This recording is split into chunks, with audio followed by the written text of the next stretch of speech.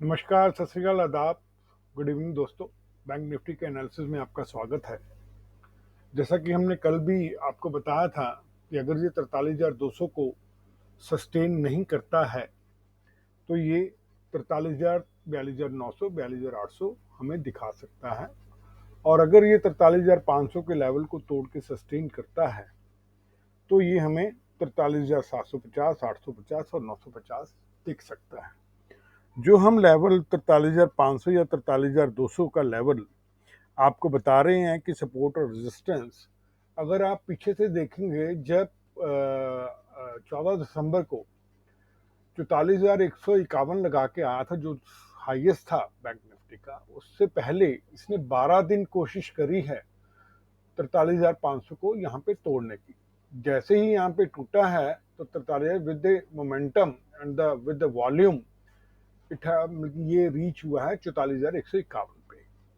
और उसके बाद ये इसने दोबारा टच करने की कोशिश करी है हर बार 43,500 को, बट सफल नहीं हो पाया और नीचे का लेवल हमें 38,650 का भी दिखाया। अब यहाँ से जब मोमेंटम आया है तो 38,650 से लेके 43,500 तक का लेवल इसने अप्रॉक्सीमेटली 5,000 पॉइंट दिए हैं कुछ दिनों में।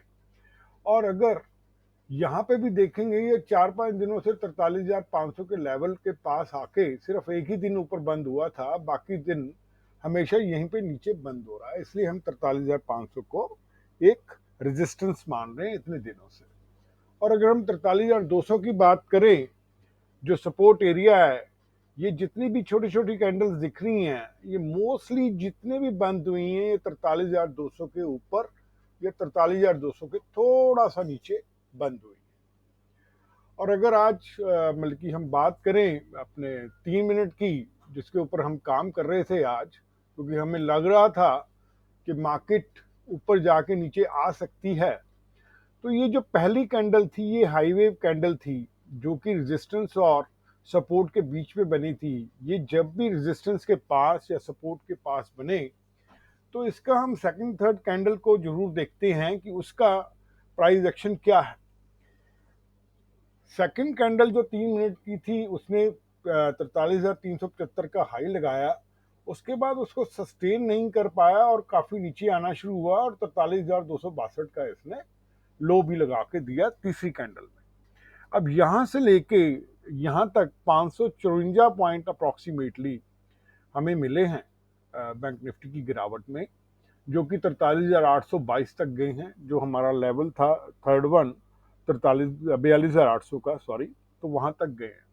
अब यहां से फिर दोबारा से जो मोमेंटम आया है तो अप्रॉक्सीमेटली 43,200 के पास जाके ये फिर दोबारा से टिक गया है। अब मैं इस साइडवेज को एक कहानी के तौर पे आपको बताता हूँ कि ये जो साइडवेज है, जैसे हम घर से निकले लॉन्ग ड्राइव पर और मेन रोड पे जा रहे हैं और आगे जाके हमें जाम मिल गया। अब दो तरीके हैं, या तो हम बहुत ज़्यादा गुस्सा हो जाएंगे और नाराज होंगे कि हमने शॉर्टकट क्यों नहीं लिया, लॉन्ग उस पर क्यों आए। तो इसमें या फिर हम आराम से बैठेंगे, काम रहेंगे और म्यूजिक को सुनेंगे और जो मोमेंट हमें मिले हैं वहां पे खड़े होने को, इसको एंजॉय करेंगे। यही मैं एक ट्रेडर को यहाँ पे सलाह दे रहा हूँ कि जब भी ये साइडवेज हो तो इसको ट्रैफिक जाम की तरह समझे कि ये हमारे लिए ट्रैफिक जाम है।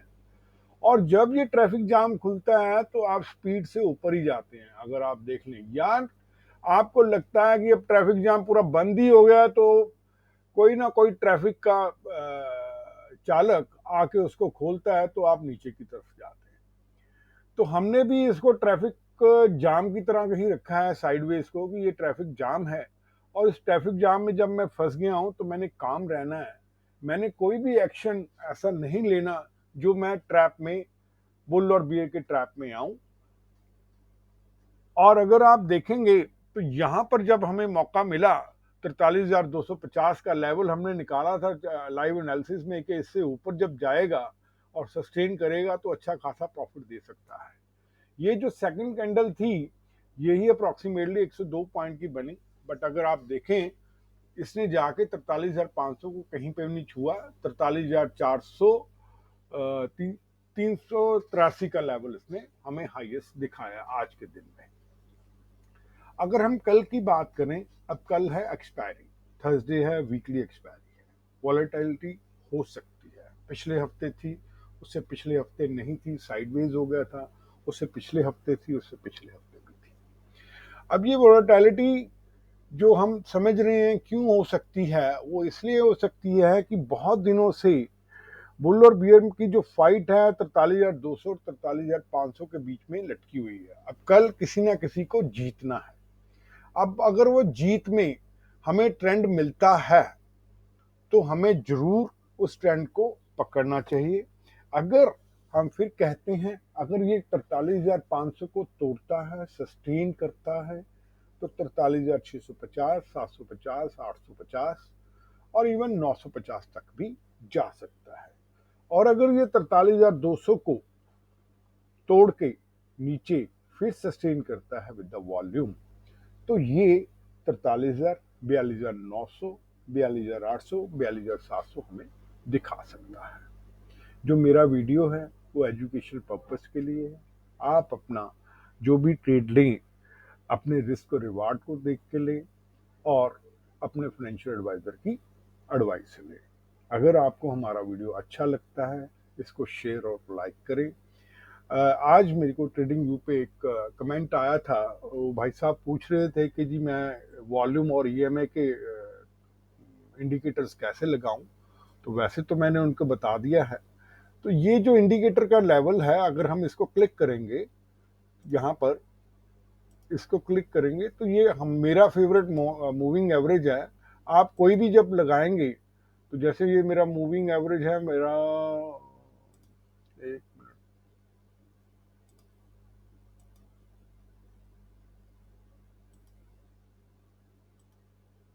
ये आ जाता है।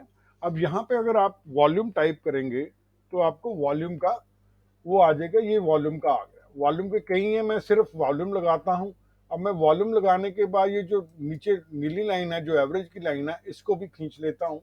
और अगर आप जाएंगे तो इस वॉल्यूम के ऊपर जब आप सेटिंग में जाएंगे, इस सेटिंग में विजिबिलिटी में, तो यहाँ पर आपको वॉल्यूम एम में मिलेगा। आप इसको क्लिक कर लें तो ये नीली लाइन आप आ जाएगी। आप इसको कोई भी कलर दे सकते हैं, आप ब्लैक भी दे सकते हैं, व्हाइट भी दे सकते हैं, कोई भी कलर आप दे सकते हैं इसको। जैसे अब हमने ब्लैक कर दिया तो ये ब्लैक हो गया। ऐसे ही आप मूविंग एवरेज का यहाँ पे लगा सकते हैं। आप मूविंग एवरेज लिखेंगे, ये मूविंग एवरेज अगर आपने लिखी है तो ये मूविंग एवरेज आ गई है। अब आप इसको चेंज भी कर सकते हैं। यहाँ पर स्टाइल में आप कलर चेंज कर सकते हैं। इनपुट में आप जिस वे की चाहते हैं, 50 की, जैसे हमने 50 और 100 की लगा रखी है, तो आप 10 की, 15 की, 5 की, किसी भी चीज़ की लगा सकते हैं। मेरे ख्याल से मैंने इसको आप लोगों को क्लियर कर दिया, उन भाई साहब को भी क्लियर हो गया होगा। धन्यवाद आपका बहुत बहुत। Happy trading.